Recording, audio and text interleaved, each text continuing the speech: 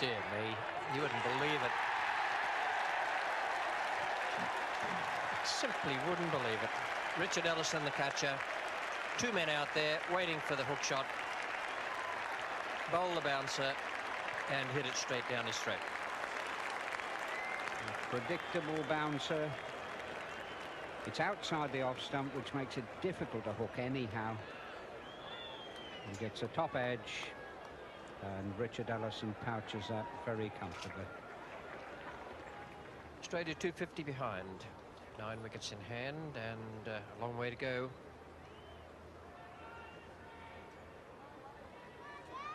Taylor, 2 vessels. Down, Embury, the fielder. That was a good delivery from Les Taylor. Sharp in pace, and it went off the seam. Well, as first slip chances go, that was a very straightforward one.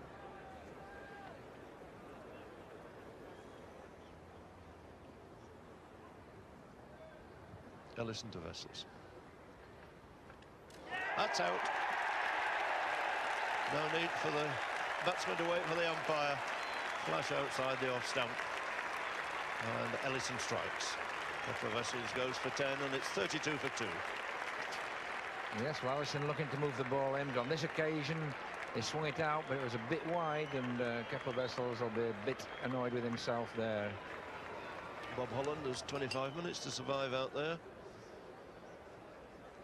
And these England bowlers and fielders will be right on their toes now. 3 slips, 2 gullies. Ellison to Holland, who's on the mark. And his LBW first ball. So Ellison's on a hat-trick, and the ploy of sending in the night watchman once again hasn't worked. 32 for 3 Australia. Well, certainly Bob Holland getting his foot on the wrong line here. You can see his foot goes right down the line of the stumps. That ball pitched around middle and straight and would have hit about middle. So Alan Border having to come in the end at 32 for 3. Ellison again to Wood. That's lobbed in the air, gentle. Anybody going for it? Oh, a word, yes. A long delay there. So Robinson finally moving in, taking the catch, and Ellison now is taking the 3 wickets out of the 4 that are down. 35 for 4. Dramatic collapse here at Edgbaston as Wood goes for 10.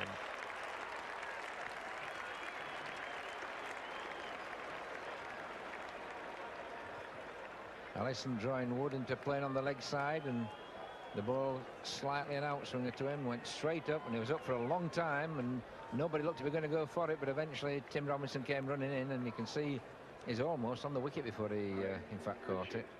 And probably half a dozen people could have caught it, but nobody looked too keen for a while there.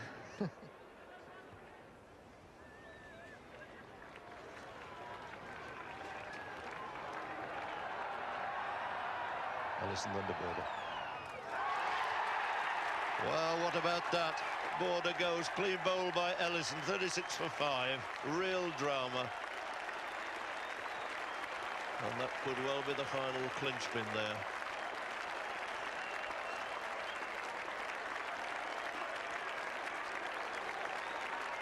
A very sad, dejected Australian captain there. Well, this might be the ball that decides the match. Indeed, it might be, with Phillips and Ritchie, the overnight not-out batsman, and the only...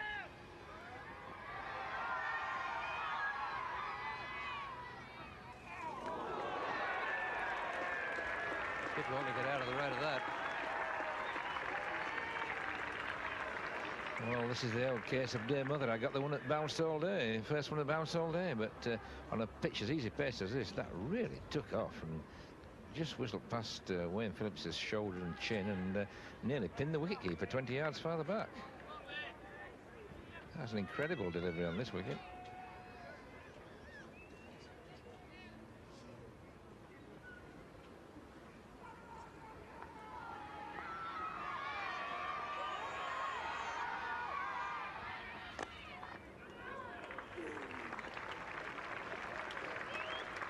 Wayne Phillips 50.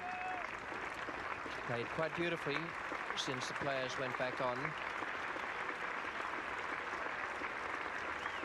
A lovely series of strokes early on of Richard Ellison.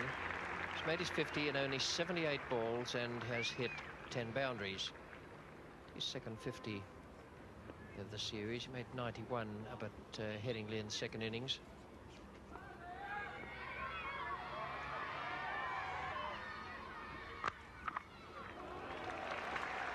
Well, perhaps Phillips is going to respond by trying to hit the ball squarer, or hit it in front of point rather than getting it just behind the square position. And Phil Edmonds taking over from the pavilion end after an excellent spell by Ian Botham. Oh, one or two really good deliveries.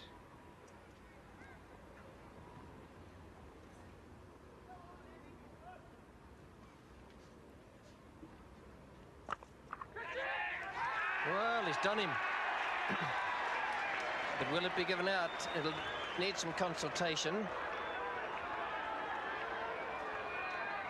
Umpires will need to have been eagle-eyed. I couldn't see what happened. It'll need to be something on the replay. Umpire Shepherd has given him out. And Phillips is distraught, and Ritchie at the other end is equally distraught.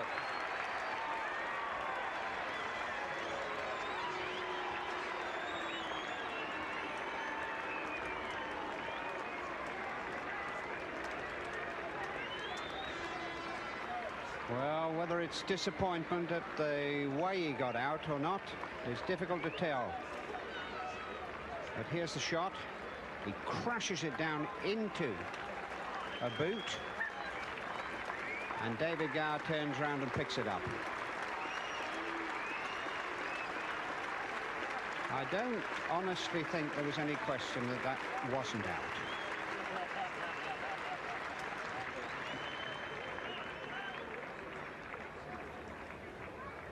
Well, that was a desperately unfortunate dismissal for Wayne Phillips, who'd played so very well.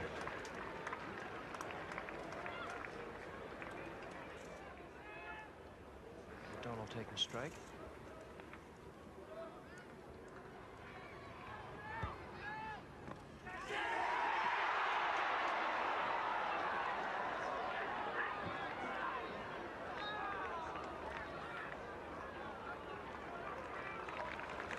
Just an interesting thing about that last suspected catch was that Ian Botham had his hands on his knees again.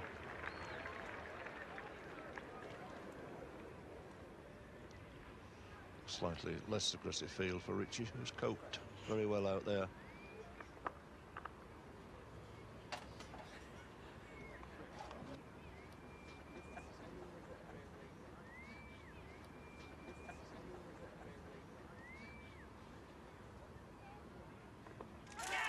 And he's gone this time. Well, he played pretty well. So Greg Ritchie goes for 20. And Embury takes his first wicket of the match.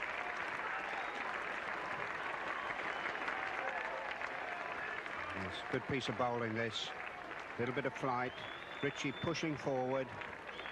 And there's just one thing I'll say about that, which is very good to see, is that Greg Ritchie didn't hang around. He knew he'd hit it, and he was on his way straight away, which was very sporting.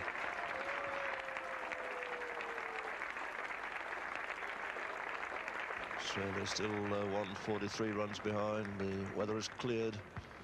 Blue sky, sunshine here. Closing on 5 o'clock now. Embury to Lawson. So just McDermott and Thompson to come.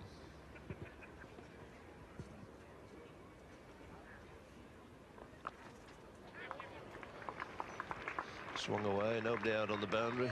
Taylor giving chase there. It's just too quick for him.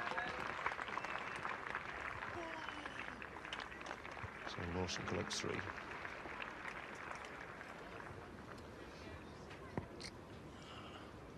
So on 5 o'clock, the 20 over, mandatory 20 overs has been signalled by the umpires.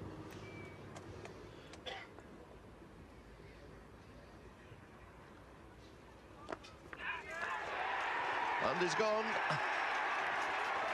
David Gower's having a ball out there. Edmonds take the wicket. Lawson goes. It's 120 for 8. And England nearly home. Yes, of course, an absolutely vital match for England to win. Put them on ahead in the series. And Australia then would have to win at the Oval. And just a little bit of turn and stop. And pushed into David Gower, who's very, very close there. And he did extremely well to clutch that in there.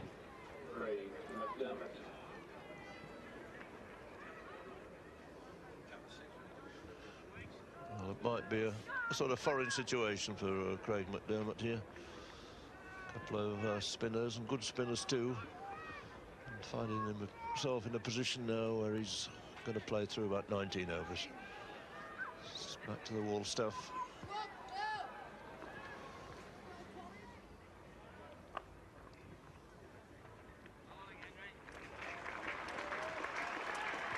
The maiden, in fact the wicket maiden. Edmonds turning in fine figures here now. 14 overs, 2 for 12. And 9 of those overs have been scoreless. A little consultation means that Edmonds comes off after his 2 wickets and Botham comes back. With O'Donnell down there, this could be slightly more interesting. Might have been in David Gower's thoughts that Botham has got rid of O'Donnell 3 times in this series.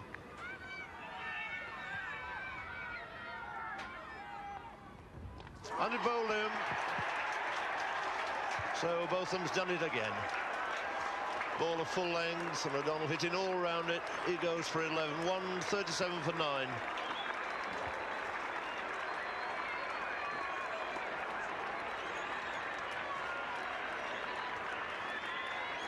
Also establishes a record for Botham, yet another one. It's most wickets taken by an Englishman against Australia, 129. Yes, Ian Botham getting a little bit of in-swing there and just finding the gap between bat and pad. Well, no doubt he deserved that wicket. He's bowled pretty well here today. That's his 2nd wicket in the innings. And as things turned out, it's a very good move by Gower to bring Botham back at O'Donnell. So the last 2 Australian batsmen at the wicket, 137 for 9.